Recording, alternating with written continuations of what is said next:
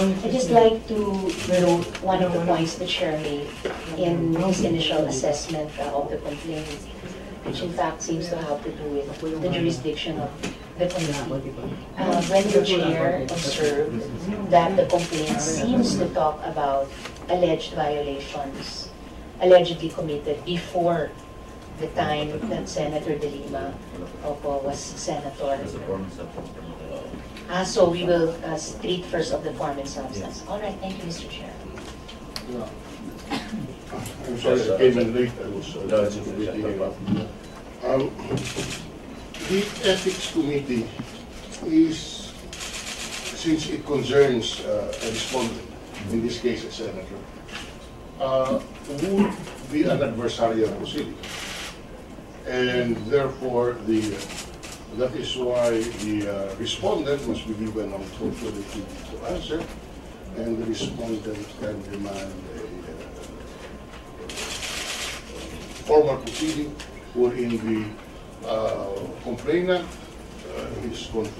can be confronted, the witnesses can be confronted. I would repeat, my impression, and I'm willing to defer and be corrected by the committee, that the proceedings in the Ethics Committee is adversarial. In fact, the first issue, I do not know if this was discussed by the chair, is the issue of jurisdiction, from what I can gather from my colleague, Senator Hontiveros.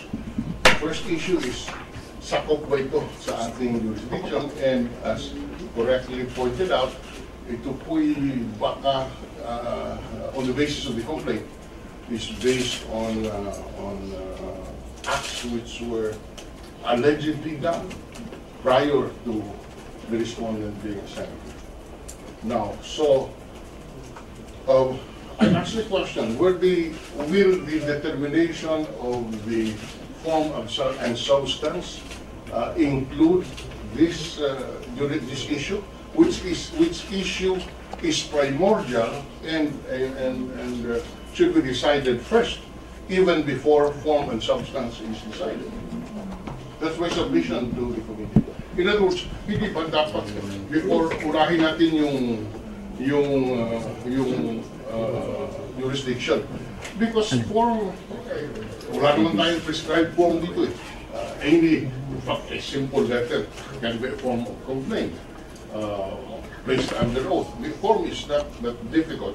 But to me, the more substantial issue is the jurisdiction of the committee, and as correctly pointed out by our chair, will the acts allegedly committed before the respondent became a senator an issue proper before the ethics committee.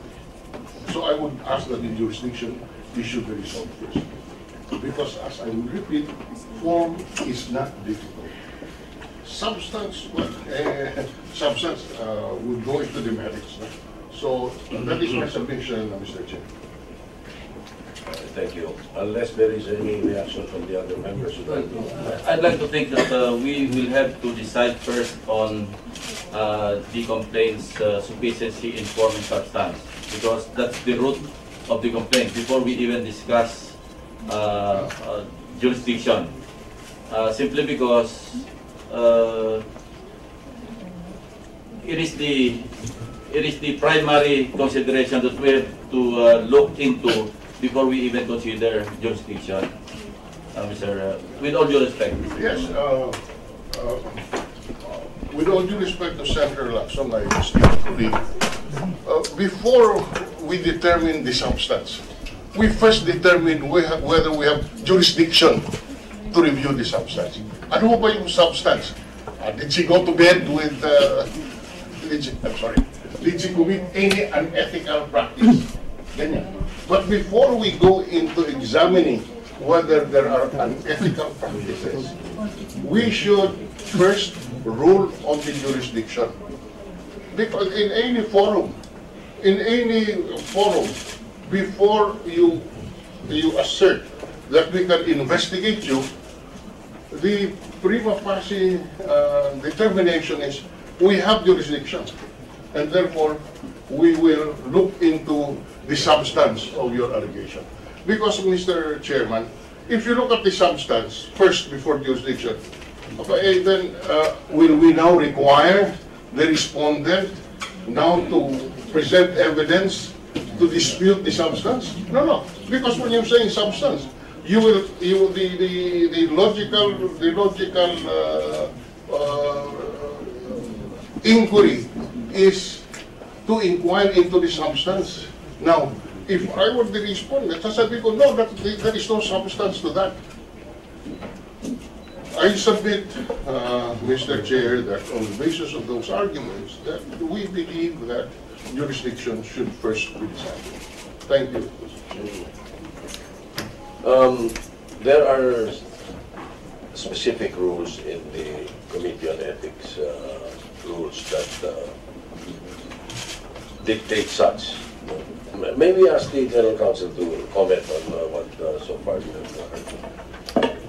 Mr. Chair, members of the committee, I would advise the committee to follow the ethics rules very strictly, and in accordance with Section 17, Rule 2, the committee is required to determine for the form and substance of the complaint.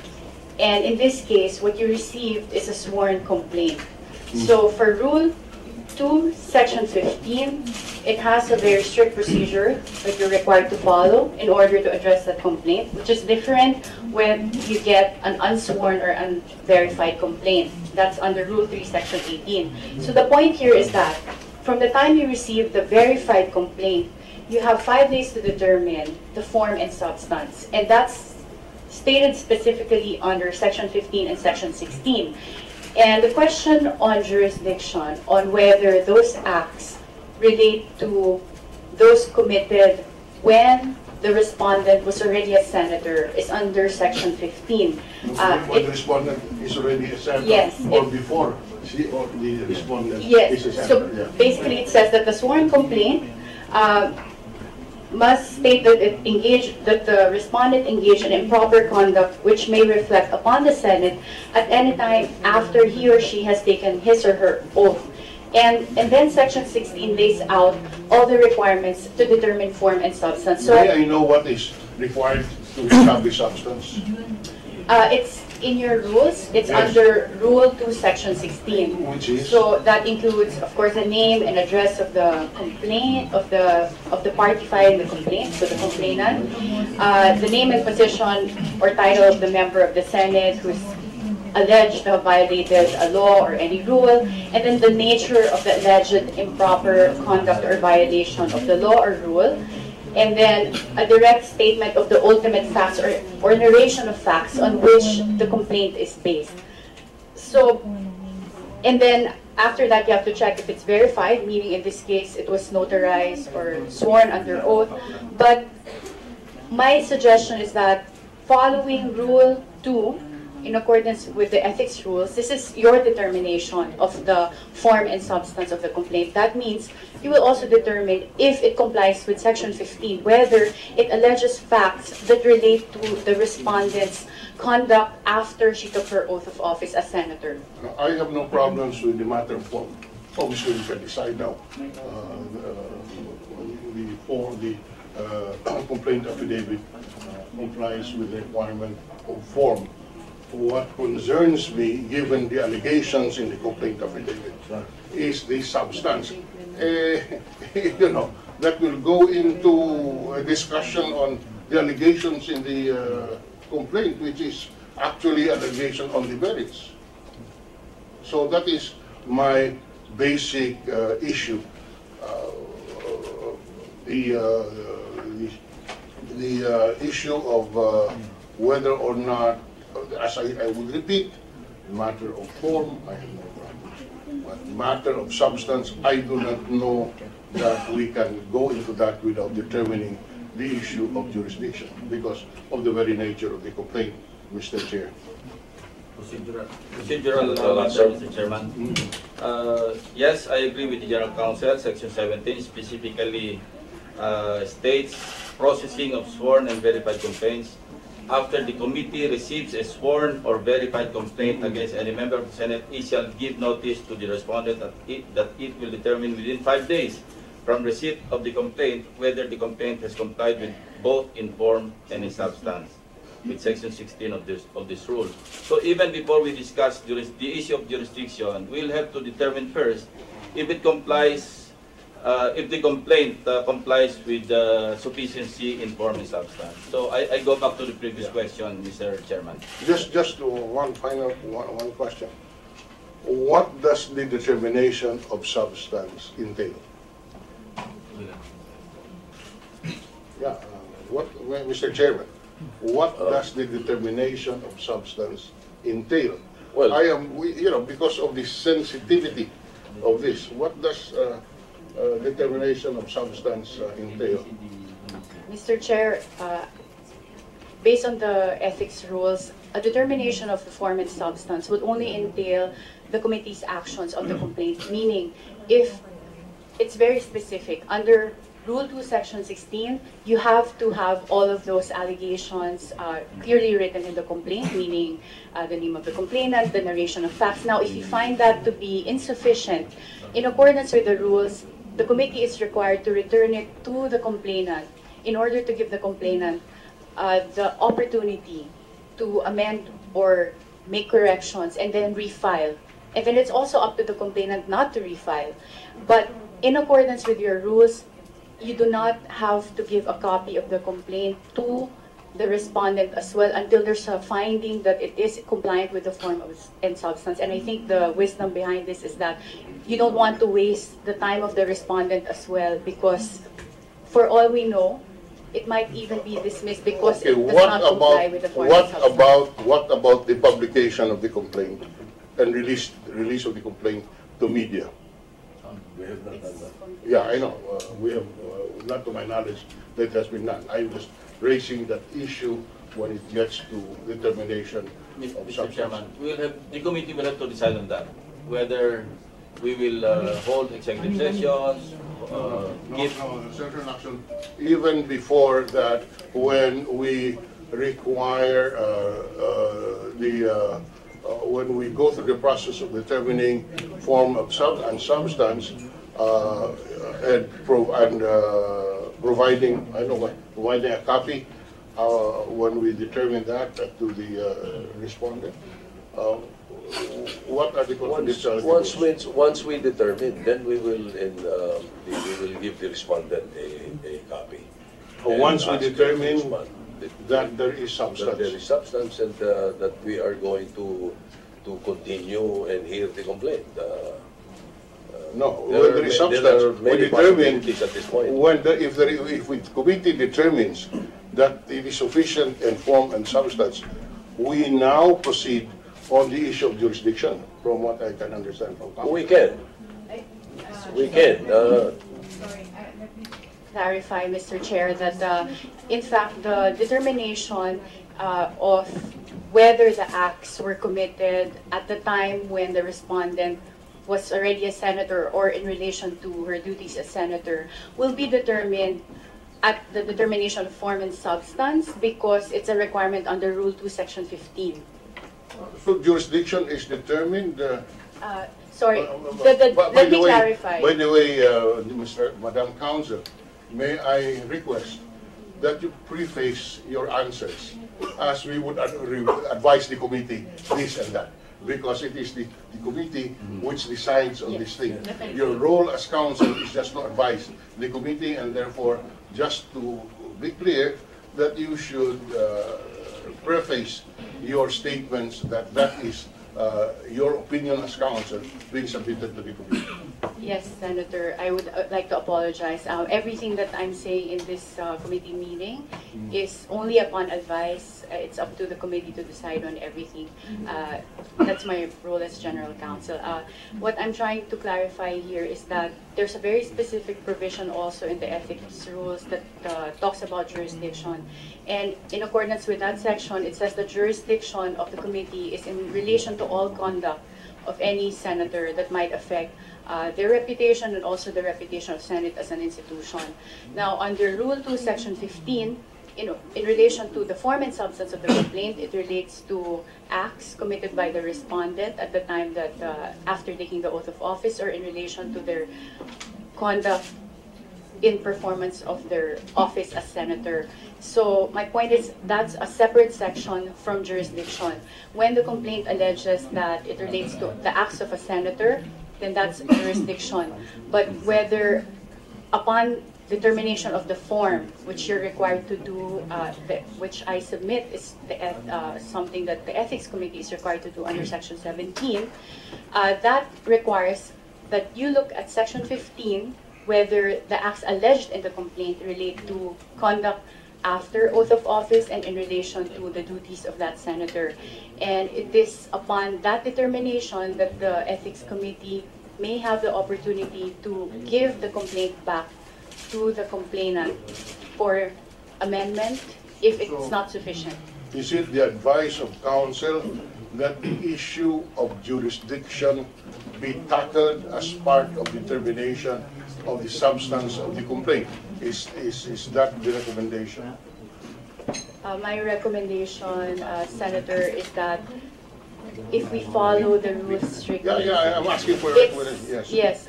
You have to determine form and substance, which requires just looking at the acts, whether they were committed at the time the respondent was already senator. And I think that by relation to the other sections of the rules, it would necessarily entail looking at jurisdiction in a sense because jurisdiction relates to the conduct of senators. Yes. Senator Drilon, for the record, precisely the reason the chair recognized the general counsel and gave the floor was to give the committee enlightenment on the rules. That is precisely the reason. Now, because the record may sound as if he is making a ruling on this issue, so that's why I just recommendatory. Of course not. Yes, recommendatory. We all know that's an inaccurate statement, Mr. Chairman. Senator Hontiveros. Thank you, Mr. Chair. 2 points. The first one, on a much earlier advice of our General Counsel, that if I heard correctly, that the committee may or may not give a copy of the complaint to the respondent until it is determined final by us. But I do recall in our organizational meeting, the committee, under the leadership of the chair, decided to give a copy to the respondent in order to enable her to prepare to respond if and when the committee calls upon her to do so. So I'd just like to seek a clarification from the chair on that. And secondly, I took reassurance from what the chair reiterated that as we decided in our organizational meeting, no copy of the complaint would yet be released to the public, even through the media. But I do recall, Mr. Chair, there was a tweeted photograph of the pages of the original complaint. I don't remember anymore whose tweet, and so I'm reassured now to hear from the chair that our decision in the organizational meeting stands.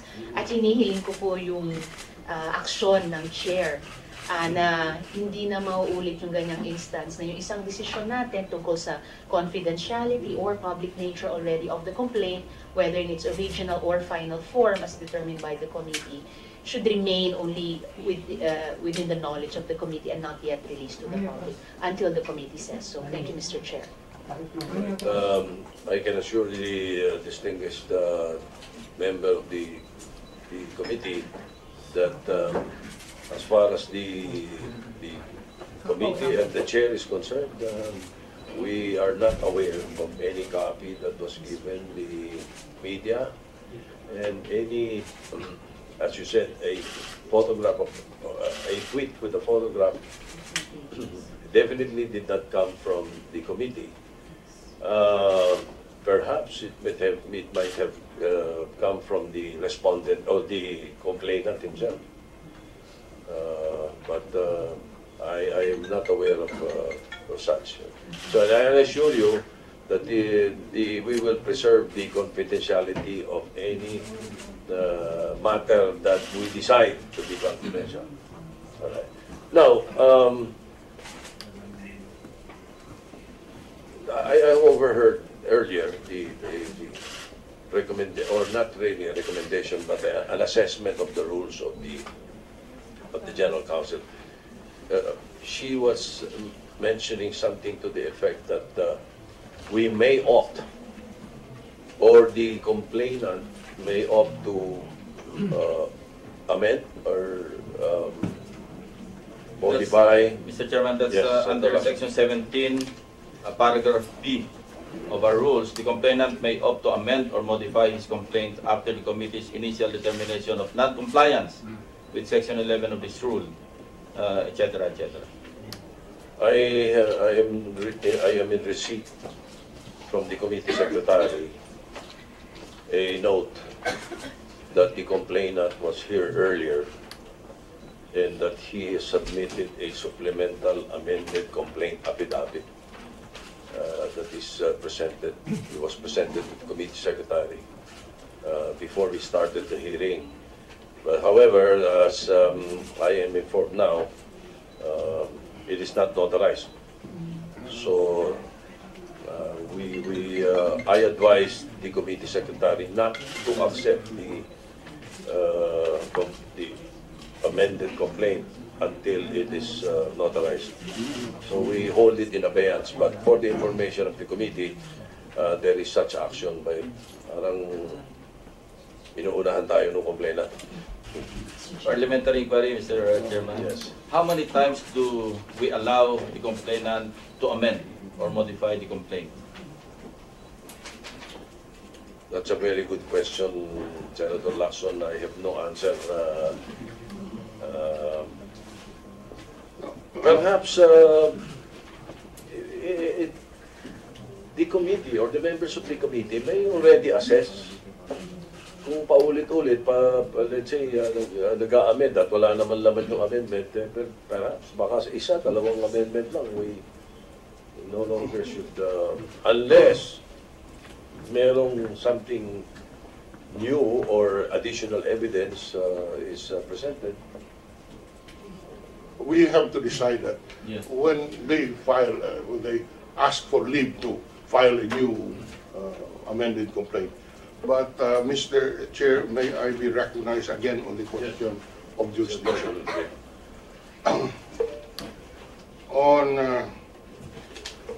When I was the President of the Senate in 2001,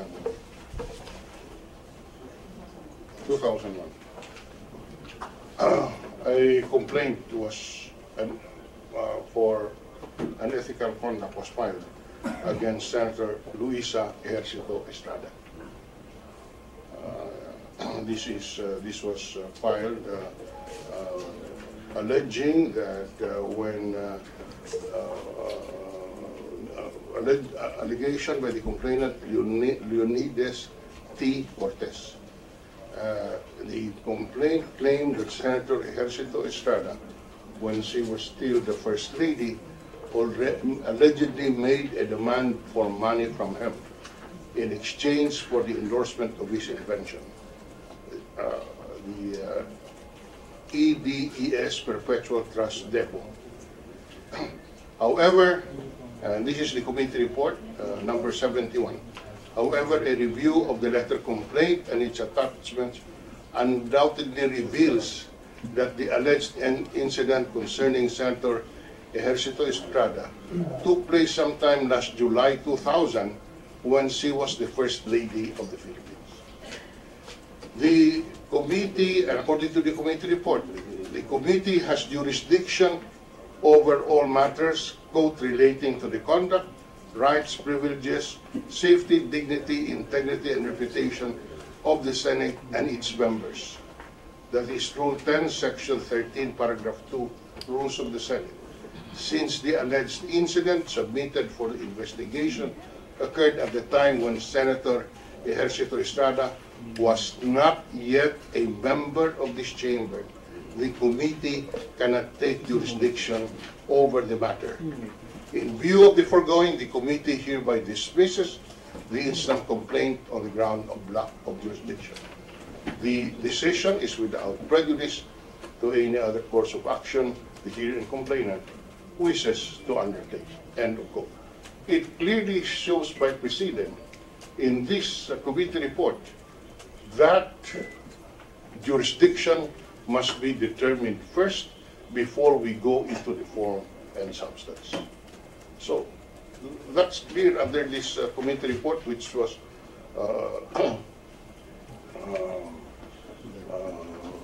which dismissed the letter complaint of against Loy Ejercito Estrada. So that's why we believe that the issue of jurisdiction should be resolved first. Anyway, in response to, let me just go back to the question of Senator Lasso. Our rules under Rule 2 so provide for the answer.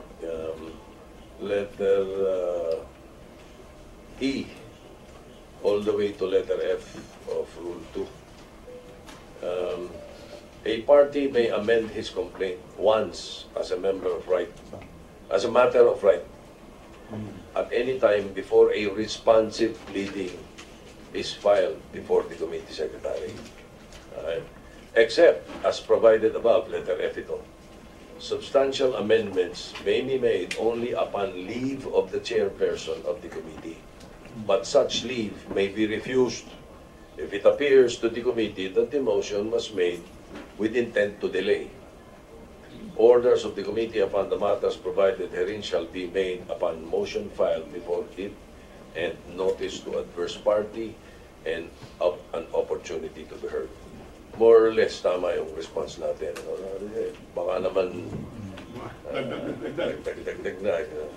But at this point, for the information of the committee, there is an additional amendment, supplemental complaint that is being filed by the complainant, although we did not accept it because it was not authorized, so it is up to him.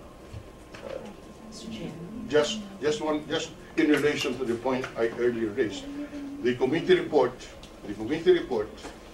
of the Ethics Committee, which was filed on August 15, 2002, was sent to the archives as an action by the Senate in plenary.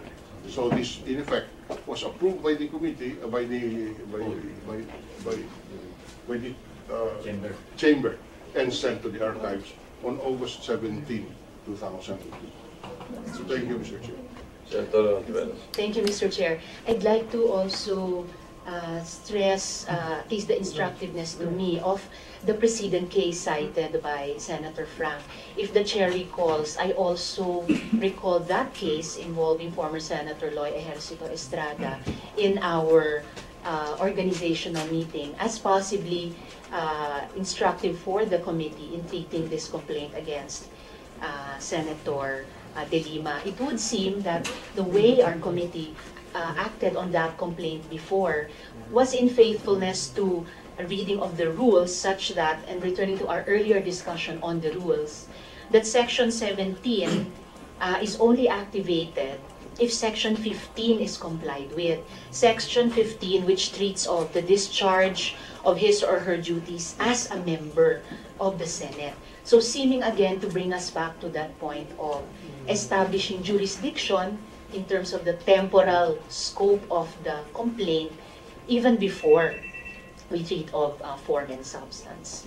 And then going back again to the precedent case of the former Senator Loy Ejercito Estrada, that would seem to have been an example of an application of our rules that way. Thank you, Mr. Chair. So, what is the pleasure of the body at this point? I do recognize the point that is being raised by Senator Drilon and Senator Hontiveros, but we have to be fair to both sides. We want to be fair to Senator De Lima, but we have to be fair to the complainant. In the light of this additional complaint or amended complaint that he is submitting, perhaps if the complaint would contain the same or more or less acts when she was not senator, then perhaps we can probably decide on jurisdiction right away. But at this point, we don't really know.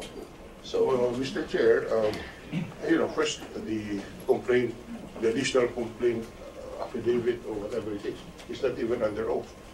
So on that basis alone, it cannot be an amendment. Now, assuming that the complainant now comes and amends the complaint, the issue is whether or not still the committee still would have jurisdiction given the allegations. Ordinarily, we should, given this precedent, we should now decide as to whether or not we should proceed with this report.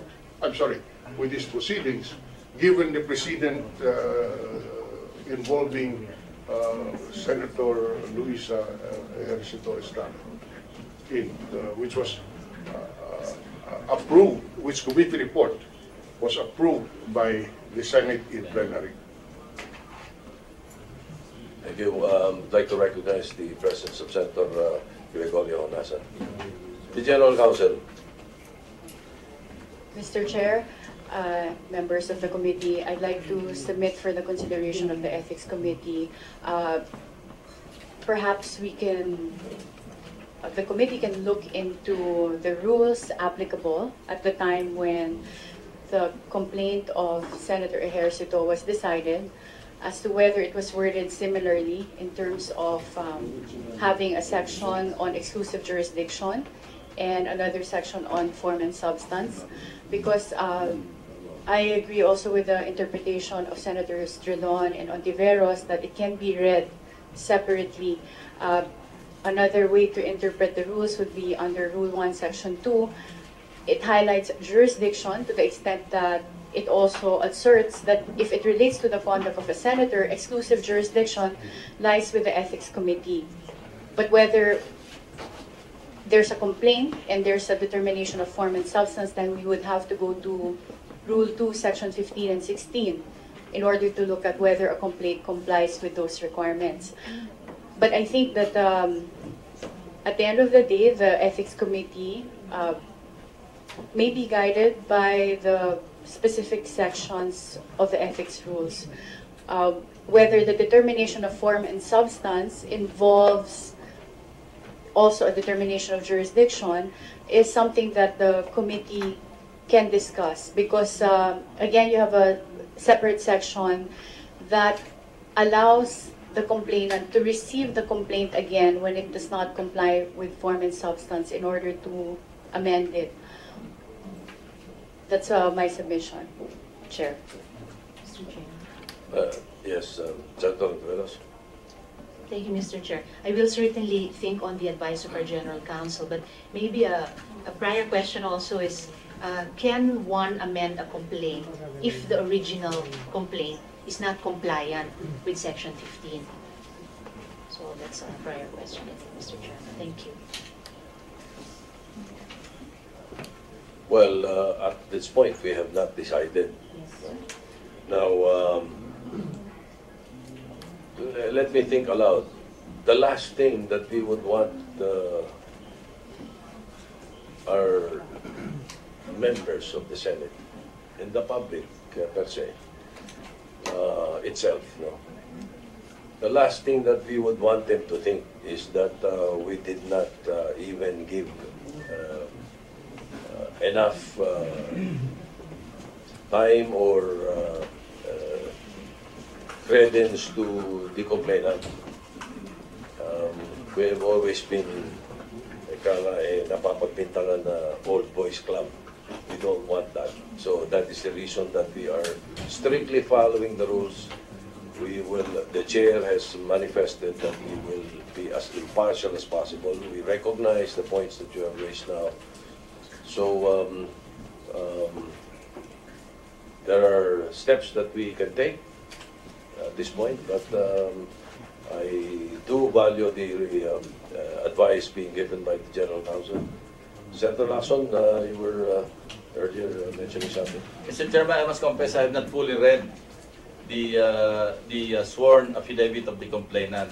And since he submitted this morning a supposed amendment or modification to the original complaint, probably we can give him time to have the statement sworn before he resubmits a sworn affidavit to that effect.